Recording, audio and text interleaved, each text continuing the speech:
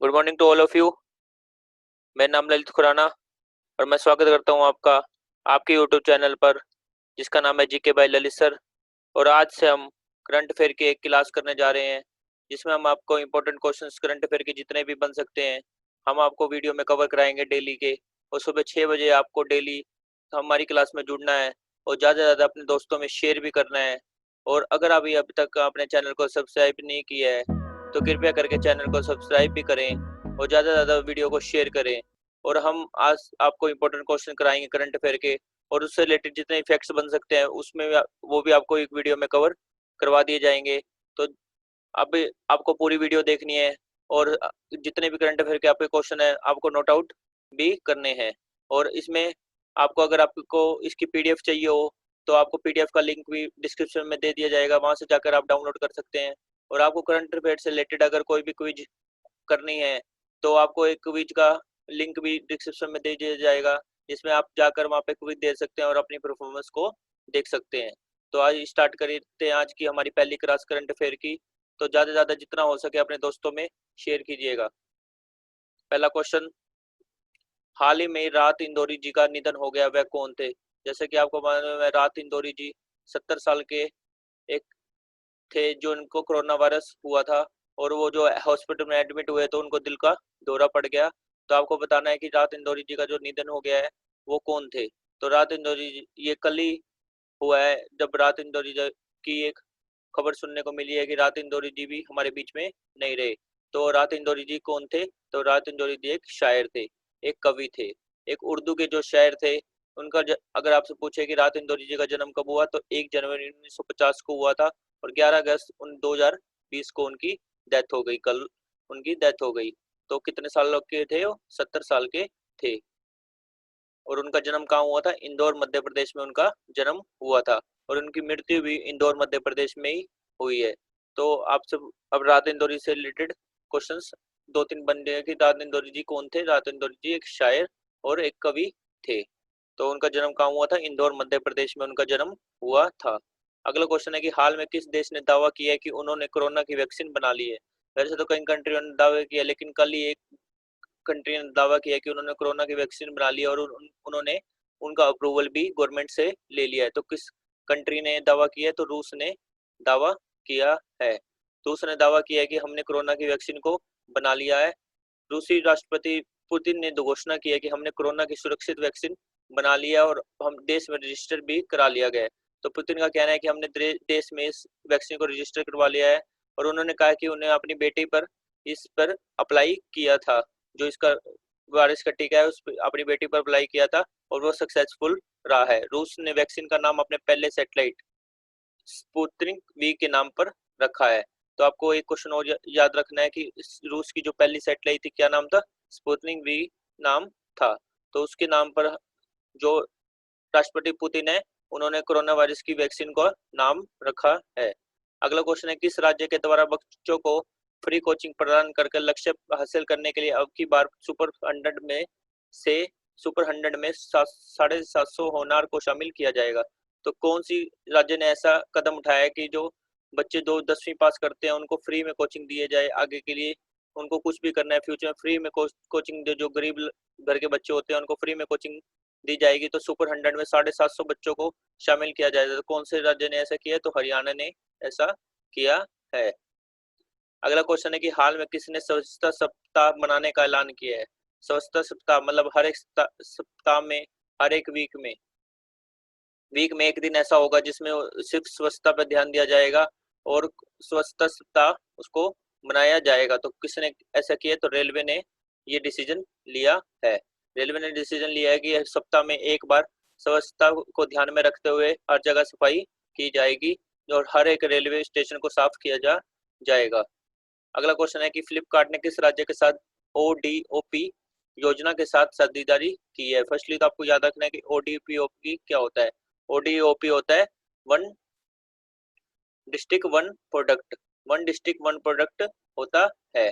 One district one product ये UP की चलाई हुई योजना है जो सिर्फ यूपी के अंदर ही चलती है। तो इसका वैसे आंसर है उत्तर प्रदेश, यूपी के अंदर चलाई गई है। तो फ्लिपकार्ट ने ओडीपी की योजना के साथ साझेदारी की है। उत्तर प्रदेश सरकार की महत्वाकांक्षा एक जनपद एक उत्पाद कार्यक्रम का उद्देश्य है कि उत्तर प्रदेश की उन विशिष्ट शिल्प कलाओं व उत्पादों को प्रोत्साहित किया जाए जो देश में कहीं और उपलब्ध नहीं है। तो उत्तर सरकार का जो लक्ष्य है कि एक जनपद एक उत्पाद कार्यक्रम का लक्ष्य है कि उत्तर प्रदेश की सिर्फ विशिष्ट शिल्प कलाएं और उत्पादों को उनको प्रोत्साहित किया जाए, उनको ज्यादा से ज्यादा मतलब लोगों में बांटा जाए, उनको लोग एडवर्टीजमेंट जितनी हो सके उतनी की जाए ताकि देश में कहीं भी उपलब्ध ना हो। तो अपनी वन डिस्ट्रिक्ट वन प्रोडक्ट और वहीं पे बने और वहीं पे यूज हो। किस देश ने पर्यावरण आपातकालीन स्थिति की घोषणा की है? किस मतलब पर्यावरण आपातकालीन स्थिति की घोषणा किसने की है? तो मॉरिशस ने आपातकालीन स्थिति की घोषणा की है। और आपातकालीन स्थिति की घोषणा क्यों की है मॉरिशस ने?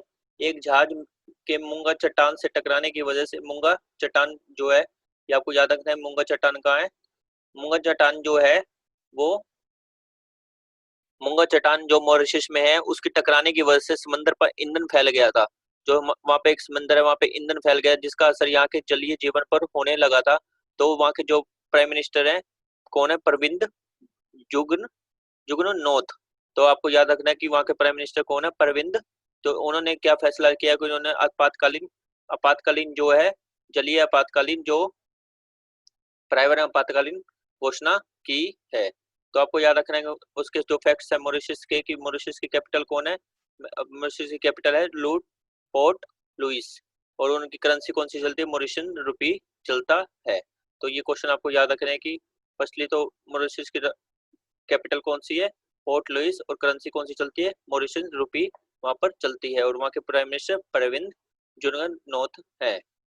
तो कौन सी चट्टान से टकराने के बाद ईंधन फैल गया था? मूंगा चट्टान। तो मूंगा चट्टान भी कोई आपसे पूछे कि कहाँ है तो मॉरिशस में है।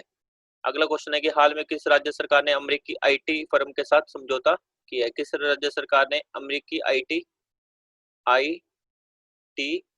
फर्म के साथ समझौता किया है? तो हाल ही में किसी एक राज्य ने ऐसा किया है। तो कौन सा राज्य है वो? आंध्र प्रदेश है। तो आंध्र प्रदेश ने अमेरिकी आईटी फर्म के साथ एक समझौता किया है ताकि आईटी को टेक्नोलॉजी को जितना हो सके इंफॉर्मेशन टेक्नोलॉजी को आगे बढ़ाया जा सके। और आंध्र प्रदेश की राजधानी कौन सी है? हैदराबाद है। तो वहाँ के सीएम कौन से? जगनमोहन रेड्डी है। तो राज्य का दर्जा कब मिला था? अरे जो आंध्र प्रदेश था उसको फर्स्टली राज्य का दर्जा मिला था आफ्टर इंडिपेंडेंस। तो आपको ये भी याद रखना है कि कब मिला था? 1 नवंबर 1956 को, क्योंकि बहुत बार क्वेश्चन पेपर में पूछा जा चुका है। और हर आंध्र प्रदेश के सीएम कौन से? जगनमोहन रेड्डी आंध्र प्रदेश के सीएम है। और वहाँ की राजधानी कौन सी है? हैदराबाद वहाँ की राजधानी है। अगला क्वेश्चन है किस हवाई अड्डे ने अंतर्राष्ट्रीय यात्रियों के लिए एक ऑनलाइन पोर्टल एयर सुविधा की उपलब्ध की है? ऑनलाइन पोर्टल एक सुविधा प्रोवाइड की गई है जिसका नाम है एयर सुविधा। एयर सुविधा एक नाम है। किस अंतर्राष्ट्रीय यात्रियों के लिए ऑनलाइन पोर्टल एयर सुविधा शुरू की है? तो किसने शुरू की है? दिल्ली अंतर्राष्ट्रीय हवाई अड्डा ने की है। दिल्ली अंतर्राष्ट्रीय हवाई अड्डा ने ऑनलाइन पोर्टल की एयर उस ऑनलाइन पोर्टल का नाम क्या है? एयर सुविधा उसका नाम है। अगला क्वेश्चन है कि इनमें से कौन सा देश 2021 में T20 विश्व कप की मेजबानी करेगा? तो आपको बताना है कि T20 जो विश्व कप 2021 में होना है उसकी मेजबानी कौन सी कंट्री करेगी? तो उसकी मेजबानी करेगी भारत। तो हमारे भारत में T20 विश्व कप होना है। जो भी मतलब किसी कारण आगे जैसे होना था तो पोस्टपोन हो गया था, तो 2021 में T20 विश्व कप की मेजबानी कौन करेगा? भारत ही करेगा। क्योंकि जो इस साल का जो T20 वर्ल्ड कप था वो कैंसिल कर दिया गया था। जो जो अगले साल T20 विश्व कप होगा वो अपने भारत में ही होगा।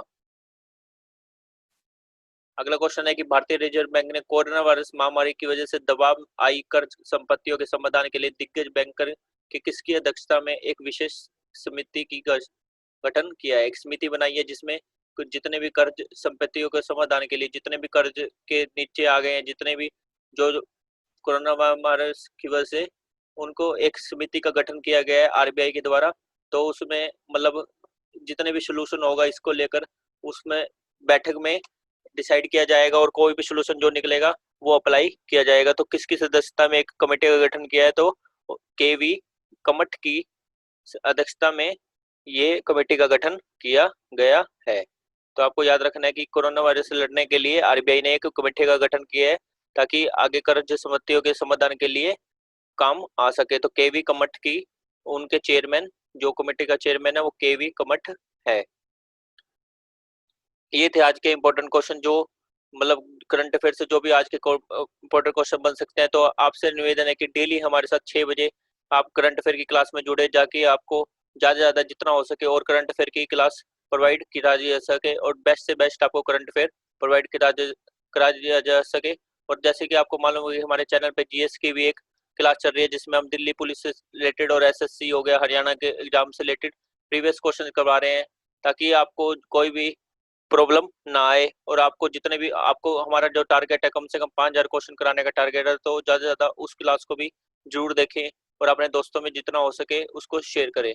और आज का एक क्वेश्चन है जो आपको आपको सोल्व आपको देखना है कि इसका आंसर क्या है। हाल ही में माउंट सिनाम्बुक ज्वालामुखी में विस्फोट हो गया, यह किस देश में? तो आपको बताना है कौन से देश में। आपके सामने ऑप्शन है चीन, जापान, इंडोनेशिया, नेपाल। तो आपको बताना है कि इसमें से इसका आंसर कौन सा है। तो इसका आंसर मैं आपको कल बताऊंगा। अभी आपको इसको आंसर सर्च करके मेरे को कमेंट बॉक्स में कमेंट करना है कि इसका सही आंसर क्या है। और ज़्यादा से ज़्यादा अपने दोस्तों में चैनल वीडियो को शेयर करना। Thank you so much.